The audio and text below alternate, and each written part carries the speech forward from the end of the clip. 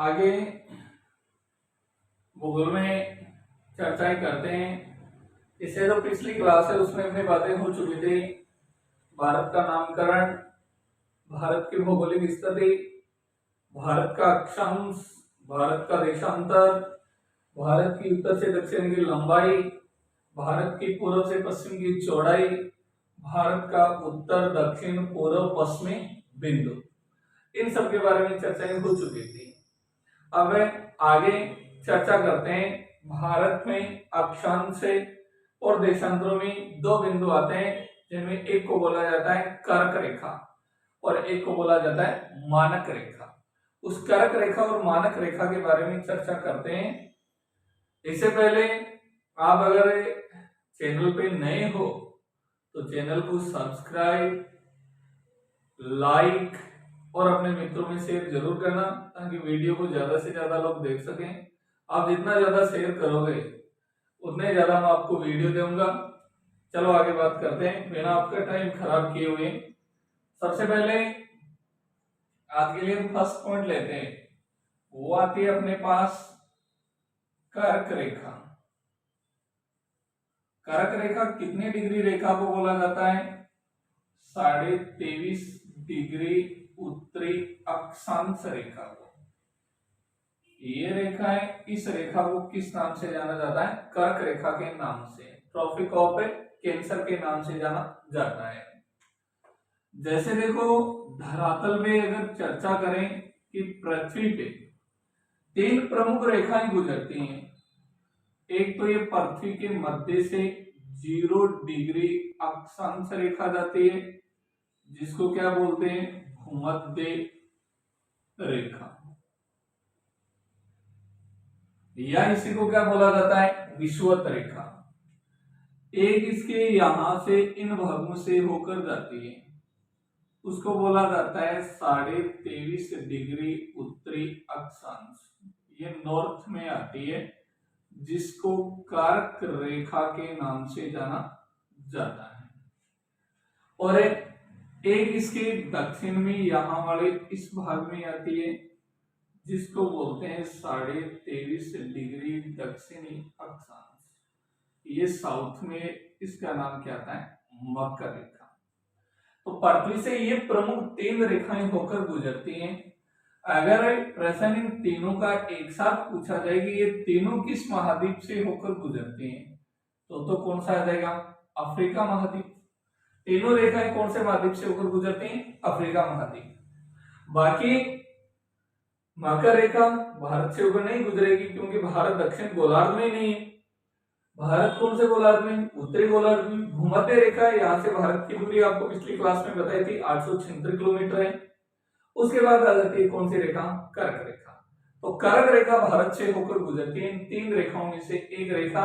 अब देखो, इस कर्क रेखा के बारे में चर्चा करते हैं कि ये कर्क रेखा कहां कहां पर और किस प्रकार से भारत से होकर गुजरती है।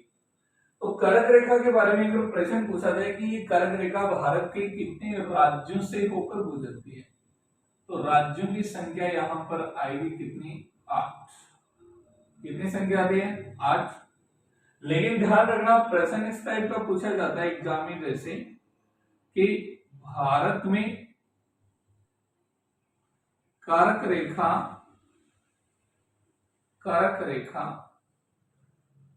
जिन राज्यों से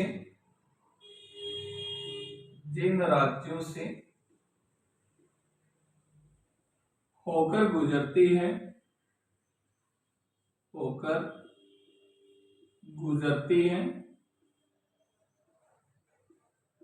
उन राज्यों का या तो दे देता है कि पश्चिम से पूर्व, या ऑप्शन में देता है पूर्व से पश्चिम का क्रम बताओ। देखो, या तो प्रश्न की राज्यों की संख्या या आ जाएगी निम्न में से कौन से राज्यों से होकर नहीं गुजरता है, या फिर इनका क्रम। जैसे ऑप्शन ए दे दिया जाता है राजस्थान, गुजरात, एमपी, उसके बाद छत्तीसगढ़। इसी प्रकार से 4 ऑप्शन बनाकर दे दिए जाते हैं। तो हमें देखना है पश्चिम से पूर्व की ओर कारण कौन कौन से हैं। देखो यहां से भारत में ये 23.5 डिग्री रेखा गुजरती है। ये जो भाग आता है इन भागों से होकर, इस भाग से होकर ये 23.5 डिग्री रेखा भारत से गुजर रही है। इस रेखा को क्या नाम दिया गया है? 23.5 डिग्री उत्तरी अक्षांश, या इसको क्या बोलोगे? कर्क रेखा। तो यह भारत के कितने राज्यों से जाएगी? 8, जिनमें सबसे पहले यहां पर जो राज्य आता है वो आता है कौन सा? गुजरात। गुजरात के जस्ट ऊपर यहां पर आ जाता है कौन सा? राजस्थान। और राजस्थान में डूंगरपुर और बांसवाड़ा जिले से होकर गुजरती है, जिनकी चर्चाएं आगे राजस्थान के भूगोल में करेंगे। तो यहाँ पर गुजरात, गुजरात के बाद में कौन सा है? राजस्थान। राजस्थान के बाद में यहाँ पर आ जाता है मध्य प्रदेश। मध्य प्रदेश के बाद में यहाँ पर आता है छत्तीसगढ़। कौन सा है? छत्तीसगढ़। एक यहाँ पर बिहार से अलग होकर बन गया था राज्य, जिसका नाम आता है झारखंड। झारखंड। उसके बाद में यहां पर आता है पश्चिमी बंगाल, और पश्चिम बंगाल के बाद में यहां पर ये राज्य आता है, उसका नाम आता है त्रिपुरा, और ये जो राज्य आएगा इसका नाम आएगा मिजोरम। ये भारत के 8 राज्य हैं जहां से होकर कर्क रेखा गुजरती है। इन राज्यों का ध्यान रखना अपने को कर्म। हो सकता है प्रश्न पश्चिम से पूर्व का क्रम पूछ ले या पूर्व से पश्चिम का पूछे। जैसे यहाँ पर मैंने एक प्रश्न बनाया, उसमें पश्चिम से पूर्व की ओर क्रम पूछता है। तो सबसे पहले राज्य कौन सा आता है? गुजरात। दूसरा राजस्थान, तीसरा मध्य प्रदेश, चौथा छत्तीसगढ़, पांचवा झारखंड, उसके बाद में पश्चिम बंगाल, फिर त्रिपुरा, और फिर कौन सा आता है? मिजोरम। तो इस प्रकार से ध्यान रखना कि जो कर्क रेखा है, कर्क रेखा भारत के कितने राज्यों से होकर गुजरती है? 8 राज्यों से होकर गुजरती है। अब देखो इसकी कुछ विशेषताएं हैं, उनको नोट करता हूं मैं कि कर्क रेखा की क्या क्या विशेषताएं, क्या क्या इनके बिंदु बनते हैं। जैसे कि कर्क रेखा भारत के कितने राज्यों से होकर गुजरती है? 8 राज्य, और उन 8 राज्यों का हमें देखना है नाम। तो आपको याद रखना एक ट्रिक इसमें कि गुरु में छज्जा पवित्रम। क्या याद रखोगे? गुरु में छज्जा पवित्रम। गु से कौन सा राज्य आ जाएगा? गुजरात। रू से कौन सा करोगे? राजस्थान। में से कौन सा आ जाएगा? मध्य प्रदेश। 6 से छत्तीसगढ़। झा से झारखंड, और पै से पश्चिमी बंगाल, त्र से त्रिपुरा, और मैं से मिजोरम। ये 8 राज्य आते हैं, जिनका आपको अभी क्रम बताया, उस क्रम से चलोगे तो ये 8 राज्य आएंगे। तो ध्यान रखना, इसी क्रम स्थिति के अनुसार याद कर लेना। उसके बाद प्रश्न आता है कि कर्क रेखा की सर्वाधिक लंबाई किस राज्य में स्थित है? तो सबसे ज्यादा लंबाई कहां पर आएगी? मध्य प्रदेश। ये सर्वाधिक लंबाई वाला राज्य कौन सा है? मध्य प्रदेश। उसके बाद में सबसे कम लंबाई, और सबसे कम जो लंबाई आती है वो कौन से राज्य में आती है? त्रिपुरा। सबसे कम कौन से में आ गई है? त्रिपुरा। नेक्स्ट आता है कि इसके सबसे नजदीक राजधानी मुख्यालय,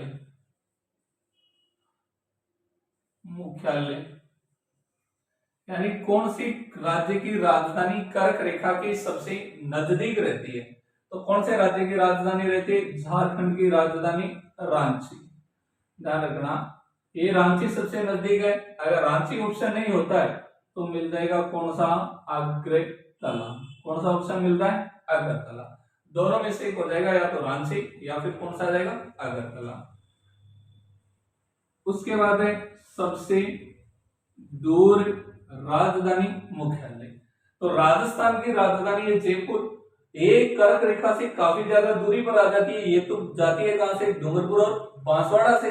इसलिए सबसे दूर इसकी राजधानी मुख्यालय का अगर प्रश्न पूछा जाए तो कौन सा करोगे, जयपुर। कर्क रेखा के सबसे दूर राजधानी मुख्यालय कौन सा आता है, जयपुर आता है। ये ध्यान रखना, कर्क रेखा से संबंधित कुछ महत्वपूर्ण प्रश्न रहते हैं। उसके बाद जो नेक्स्ट है, आगे बात करेंगे कि ये जो कर्क रेखा है, इसके बाद में जो मानक रेखा है उसकी विशेषताएं क्या क्या रहती है। तो देखो, कर्क रेखा जो भारत के 8 राज्यों से होकर गुजरती है, उन 8 राज्यों का अगर क्रम का प्रश्न हो तो गुजरात, राजस्थान, मध्य प्रदेश, छत्तीसगढ़, झारखंड, पश्चिम बंगाल, त्रिपुरा और कौन सा आता है, मिजोरम। फिर सर्वाधिक लंबाई एमपी में, सबसे कम लंबाई त्रिपुरा में, सबसे नजदीक राजधानी मुख्यालय रांची झारखंड, और सबसे दूर कौन सा आ जाता है, जयपुर आता है। अब आती है कौन सी रेखा, मानक रेखा। देखो, मानक रेखा कौन सी को कहा गया है कि भारत में मानक रेखा, और मानक रेखा वो बोला गया है 82.5 डिग्री पूर्वी देशांतर रेखा। अब देखो, 82.5 डिग्री पूर्वी देशांतर है, वो कहां से होकर जाएगी, भारत से। क्योंकि भारत 68 से कितने डिग्री देशांतर के बीच में, 97 के बीच में। तो ये जो मानक रेखा है, इसकी देखो विशेषताओं के बारे में चर्चा करते हैं। यहां से जैसे चली जाती है 0 डिग्री देशांतर, कितने डिग्री जाएगी, ग्लोब है, ग्लोब के मध्य से 0 डिग्री देशांतर रेखा। ये जो रेखा आती है ये आ गई 0 डिग्री देशांतर। अब ये जो मानक रेखा है किस काम आती है, इससे होता है भारत में समय का निर्धारण। इससे किसके काम आएगी, भारत में समय का निर्धारण। और अगर देखा जाए कि ये भारत के किन राज्यों से होकर गुजरती है, तो भारत के राज्य से। और कितने राज्यों से जाएगी, 5 राज्य। कितने राज्य जाएंगे, 5। कर्क रेखा कितनों से होकर जा रही थी, 8, और मानक रेखा कितने से जाएगी, 5। चलो पहले तो इनकी बात कर लेते हैं, 5 राज्य कौन कौन से आते हैं जहां से होकर ये मानक रेखा गुजरती है। ये यहां से तो होकर जा रही है कौन सी रेखा, कर्क रेखा।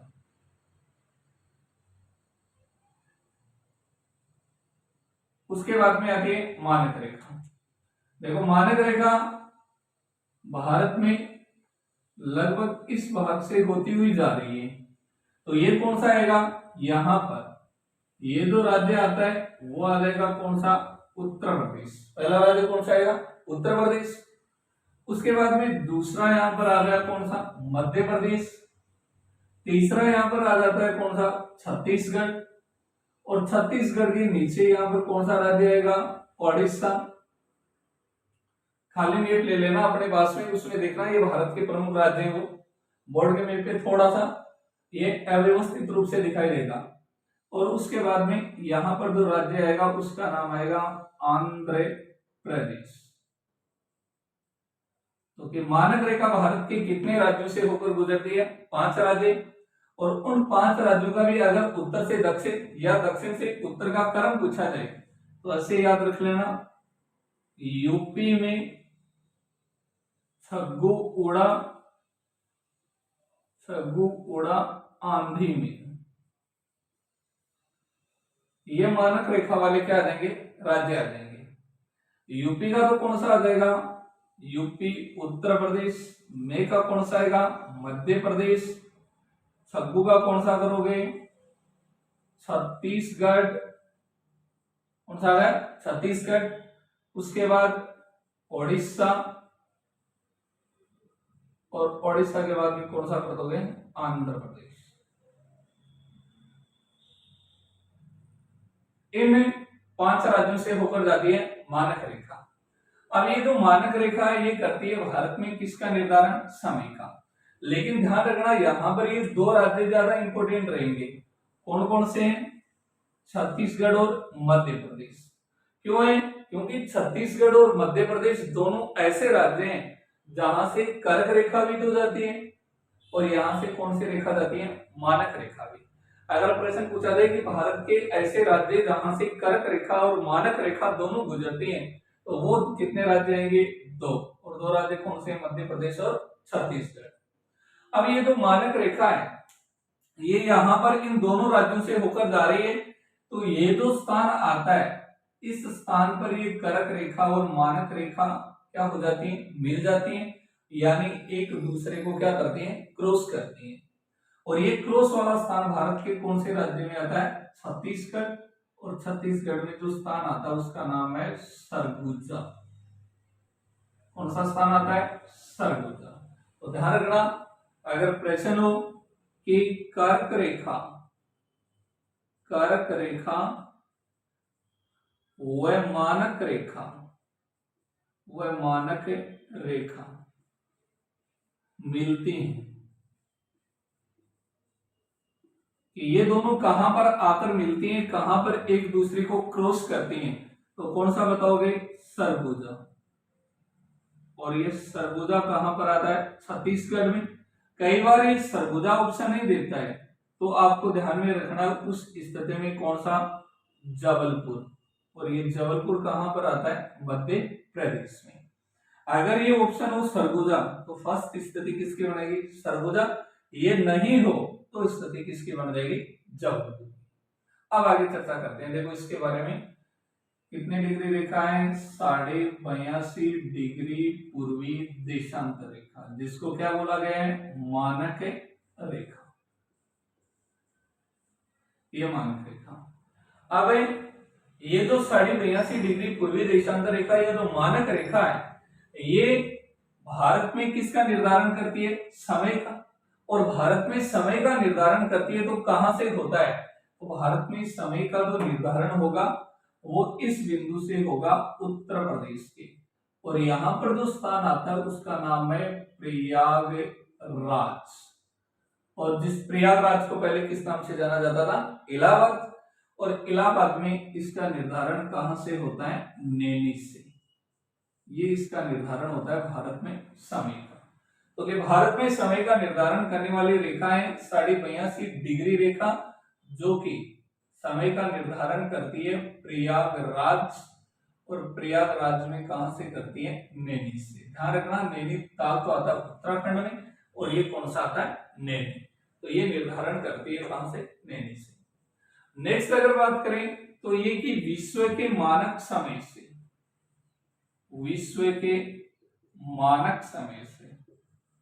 भारत का समय 5.5 घंटे आगे रहता है या पीछे रहता है। विश्व के मानक समय से भारत का समय 5.5 घंटे क्या रहेगा, आगे। अगर ध्यान रखना थोड़ा सा लेवल का एग्जाम होगा तो उसमें प्रश्न ये भी पूछा जा सकता है कि भारत का समय विश्व के मानक समय से आगे है, उसका प्रमुख कारण क्या है। तो उसका कारण है उससे संबंधित जैसे 4 बिंदु बनाकर दे दिए जाते हैं। तो इसका प्रमुख कारण क्या है कि भारत की भौगोलिक स्थिति। भारत की भौगोलिक स्थिति के कारण भारत का समय आगे रहता है। ये नहीं कि भारत कोई स्पेशल देश है जिसके कारण भारत के समय को आगे कर दिया, ऐसा नहीं है। क्यों नहीं है, क्योंकि देखो यहाँ पर ये भाग आता है पूर्व, और पूर्व में क्या होता है, सूर्योदय। पूर्व में क्या होगा, सूर्योदय। ये भाग होता है कौन सा, पश्चिम। पहले सूर्योदय पूर्वी भागों में होगा, इसलिए यहाँ 0 डिग्री से जो पूर्व में आएंगे उनका तो समय चलेगा प्लस में आगे, और पश्चिम में आएंगे उसका समय चलेगा पीछे। तो भारत की स्थिति तो यहाँ पर आती है, जैसे ये भारत है तो भारत की स्थिति यहाँ पर होने के कारण भारत का समय क्या रहता है, आगे रहता है। अब भारत का समय आगे रहता है तो 5.5 घंटे आगे क्यों रहता है, इसका रीजन क्या है, क्योंकि भारत में समय का निर्धारण ये रेखा करती है। और ये रेखा है कितनी डिग्री आती है, 82.5 डिग्री पूर्वी देशांतर। जैसे यहां से सूर्य 1 डिग्री को क्रॉस करेगा तो सूर्य को लगेंगी 4 मिनट। फिर सूर्य यहाँ पर 1 डिग्री को और पार करेगा तो सूर्य को फिर लगेंगे कितने मिनट? 4 मिनट। ऐसे सूर्य को प्रत्येक डिग्री को पार करने में 4-4 मिनट का समय लगता है। भारत तक जब पहुंचेगा तो उसे कितनी डिग्री पार करनी पड़ेगी? 82.5 डिग्री। तो 1 डिग्री बराबर कितनी मिनट होती है? 4 मिनट। यानी 1 डिग्री को पार करने में सूर्य को कितना टाइम लगा? 4 मिनट। तो अब हम निकाल लेते हैं 82.5 का, मैं निकाल के निकाला 82 का। ये 82 डिग्री को पार करने में सूर्य को कितना टाइम लगेगा? 4, 8 और 32, मतलब कितने हो गए? 328। ये तो हो गए 82 डिग्री के। आधा डिग्री अपने पास और शेष बचता है 82.5 से। 1 डिग्री में 4, तो आधे में कितनी लगेंगी? 2। यानी सूर्य को यहां तक पार करने में लगती है 330 मिनट।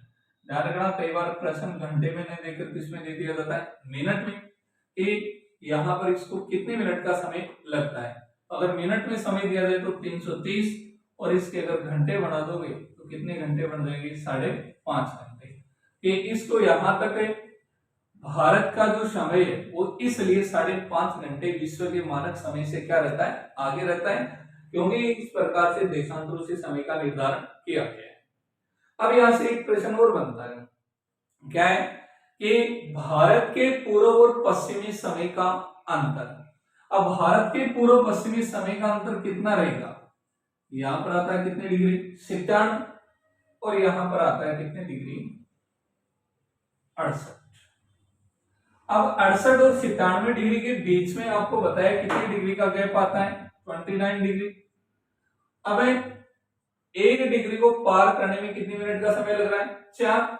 अब यहाँ 97 से यहां तक 68 तक जब सूर्य आएगा तो प्रत्येक डिग्री को पार करने में 4-4 मिनट का समय लगेगा।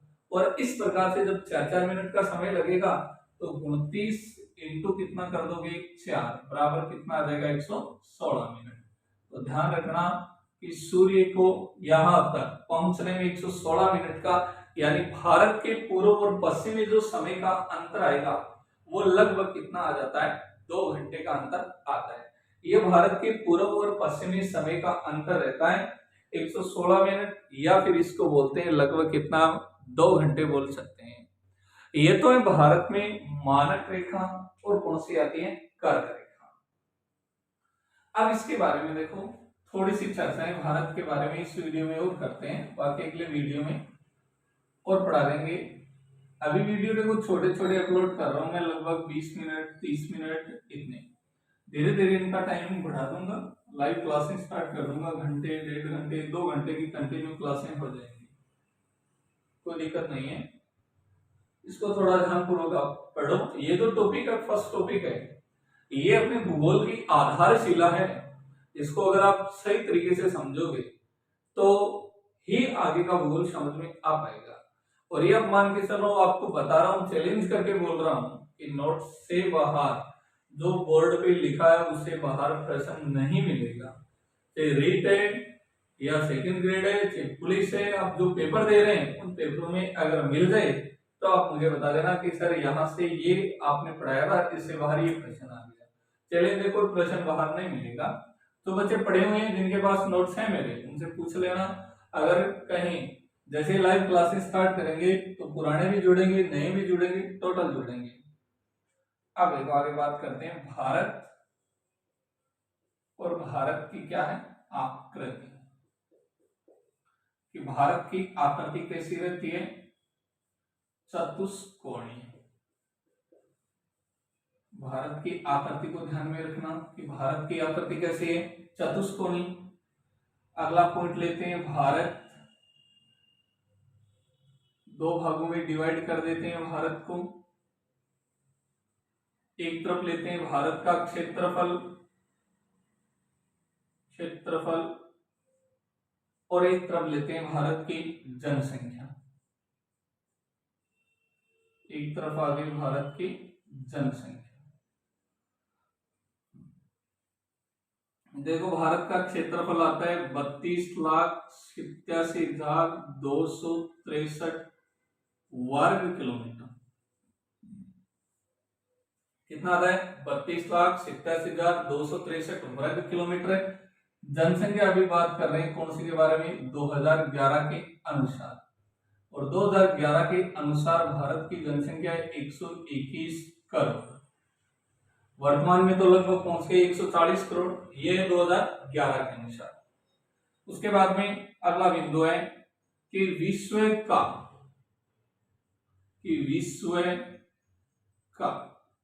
कितना प्रतिशत है, जो भारत का क्षेत्रफल है वो विश्व का कितना प्रतिशत है, वो आता है 2.4%। और अगर प्रश्न पूछा जाए विश्व की, तो विश्व की कितनी प्रतिशत आबादी यहाँ पर निवास करती है, 17.5%। आबादी में भारत पीछे रहने वाला नहीं है, यहाँ पर है देखो 17.5% और यहाँ पर है कितना, 2.4%। अब है विश्व में स्थान,